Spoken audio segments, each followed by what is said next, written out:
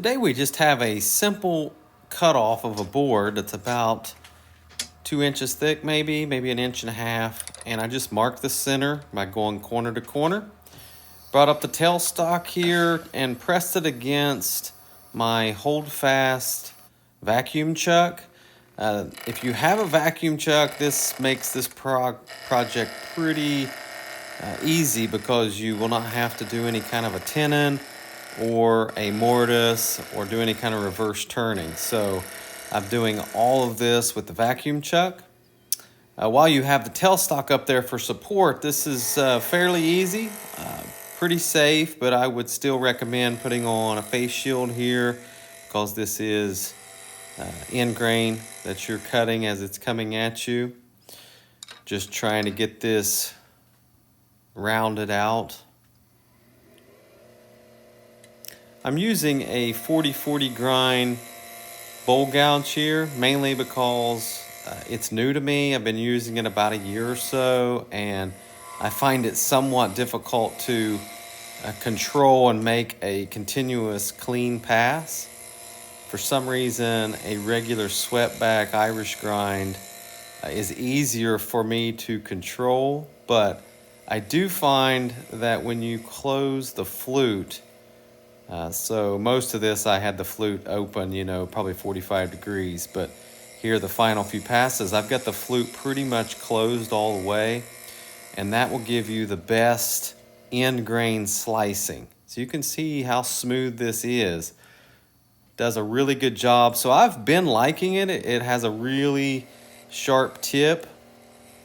So you might need to sharpen it a little more often than the swept-back grind because you're not using as much of the gouge, or at least that's the way I feel like it's happening. There we go. It's almost round. I need to make another pass.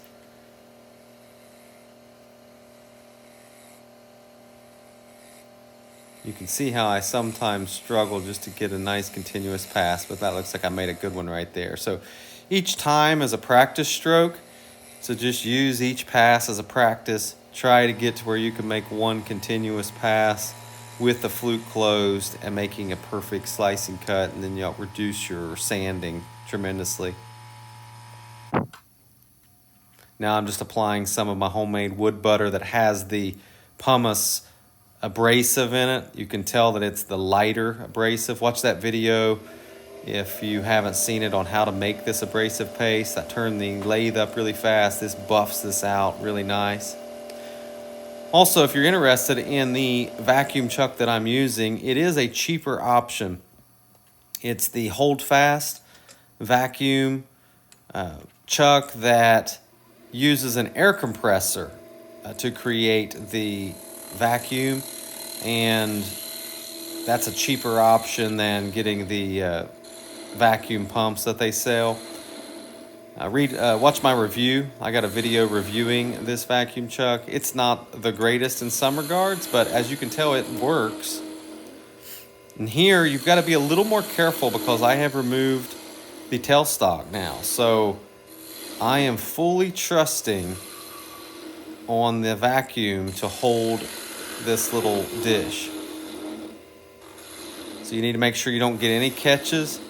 I'm making sure I have bevel support and rubbing the bevel as I continue these cuts. Here I'm just getting a little ledge so that I can get the bevel in there and rub the bevel all the way down.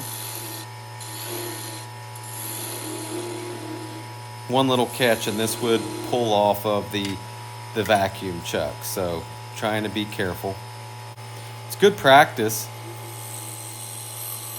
but don't be surprised if one of these come off at you. And then the problem, if this does come off of your vacuum, the problem you will run into is trying to get it re-centered up on your vacuum chuck. You have no tenon or no mortise to re-center this turning up on your lathe. So it makes it difficult if you do mess up to get your project back up there ready to just finish. You might have to redo the outside and then finish the inside. So be aware of that. But if it doesn't come off the chuck, which I did several of these dishes. I think I did 6 of them, and they all did okay. None of them came off, so it makes it a lot quicker than going through the whole tenon and mortise process. And I used a pre-planed board to make this dish, so the bottom is already flat and perfectly finished. I did add a little bit of wax to the bottom. The reason I did that is it kind of fills up some of the wood pores, and it helps you get a little bit better vacuum suction. You would be amazed how much air the vacuum chuck will pull through the wood fibers. So just applying a little bit of wax will make the holding force go up tremendously.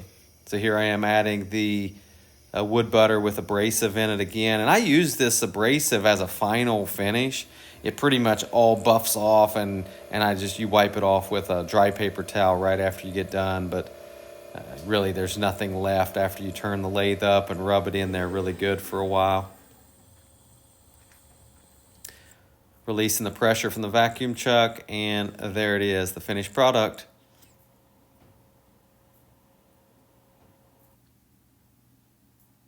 Here's my wife mixing up some olive oil, a little bit of salt, a little bit of pepper. Use whatever spices you want. She made a fresh loaf of bread with a new recipe someone gave us, and here I am enjoying the bread. It is all gone after my family of 6 devoured it.